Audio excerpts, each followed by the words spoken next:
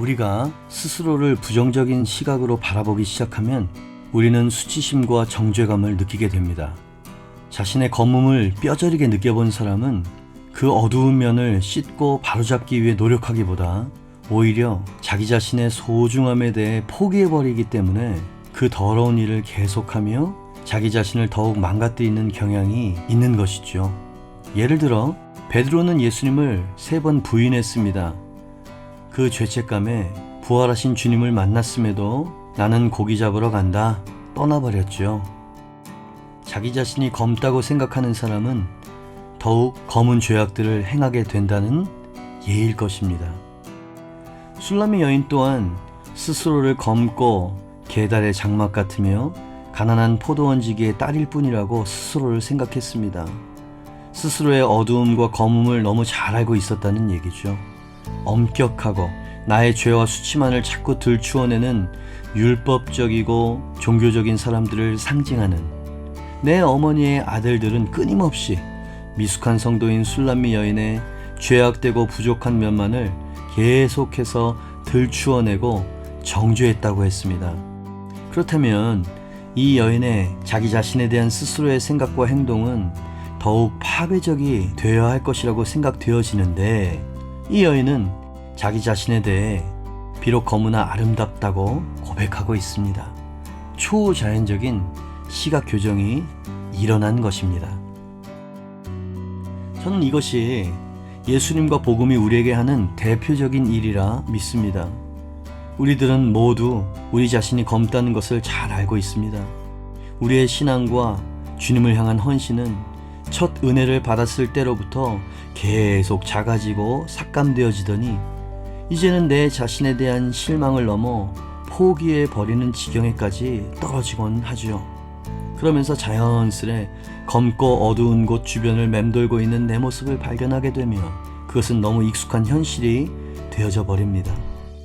신앙은 점점 식어져 가고 예수님을 향한 열정은 냉랭하기만 합니다. 그러면서도 마음속 깊은 곳에서는 예수님 죄송해요. 저도 이러기는 싫지만 무엇을 어떻게 해야 할지 저는 잘 모르겠어요. 라는 탄식의 소리가 커져만 갑니다. 그런 술람미 여인에게 또 열정 잃은 교회에게 놀라운 계시가 갑자기 임하게 되면서 신앙의 성숙과 신앙의 생명력에 불이 붙기 시작합니다. 그 계시는 나 자신은 비록 검을지라도 나의 하나님은 나 자신을 검지 않다 정도가 아니라 아름답다라고 바라보신다는 이해할 수 없는 놀라운 하나님의 시각에 대한 계시가 바로 그것입니다. 이 계시가 심령 속에 비춰오는 것 그 자체가 은혜입니다. 만일 이 놀라운 계시가 우리에게 은혜로 값없이 비추어지지 않았다면 우리는 더욱 검어지고 더욱 더러운 삶을 살 수밖에 없었을 것입니다. 결국 술람미 여인은 변화되었고 스스로를 검으나 아름답다라고 고백하고 있습니다. 스스로의 어두움과 검음을 잘 알고 있었지만 술람미 여인은 하나님의 시선으로 자신을 바라볼 수 있게 되었다는 얘기이죠. 하나님은 우리가 죄인이라는 사실을 아시며 그 사실에 조금도 놀라지 않으십니다.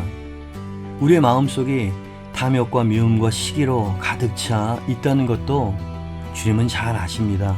그러나 하나님은 그러한 잡초와 가라지가 무성한 우리 심령 속에서도 때때로 일어나는 아름다운 생각, 아직 다 꺼지지 않은 주님을 향한 사랑과 열정이 남아있다는 것 또한 잘 알고 계십니다. 그래서 검음이 아니라 우리의 흰 모습을 소중히 바라봐 주시는 이 계시가 우리 마음속에 흘러들어오기 시작할 때 우리는 하나님을 피하지 않고 그분께로 담대히 달려나갈 수 있는 심령으로 바뀌게 되는 것입니다. 하나님은 우리의 어떠함 때문이 아니라 우리의 존재 자체만으로도 우리를 사랑하시고 즐거워하시는 분이십니다. 하나님은 사람의 눈과는 전혀 다른 눈을 가지고 계신 분이시지요. 하나님의 사랑은 세상이 만들어지기 전 우리가 존재하기도 전에 일방적으로 부어주신 사랑이기 때문에 그 사랑은 조건이 없고 영원히 변함도 없는 사랑일 수밖에 없습니다. 하나님은 우리가 검다는 것을 알면서도 결국 의롭고 거룩하고 흠이 없고 주름 잡힌 것이 없게 만들어내실 열심과 계획을 가지고 계시기 때문에 비록 거무나 아름답다 라고 바라봐 주시는 것입니다.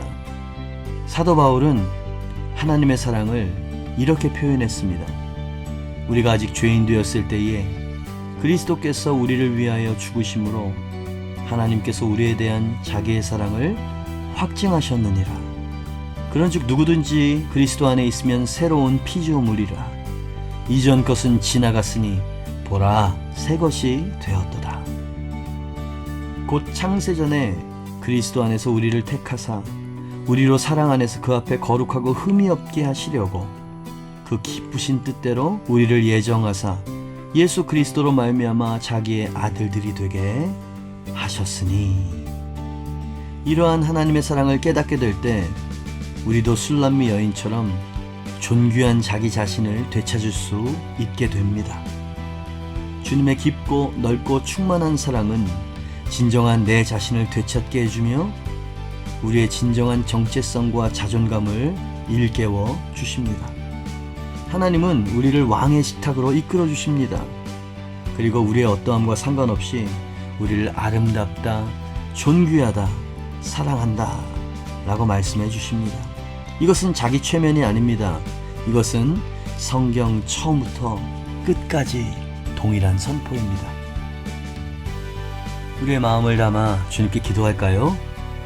나보다 나를 더 잘 아시고 더 사랑하시는 예수님, 율법주의와 공로주의라는 내 어머니의 아들들의 참소로 말미암아 아주 오랜 세월 동안 제 자신을 검고 어둡게 생각해 왔습니다.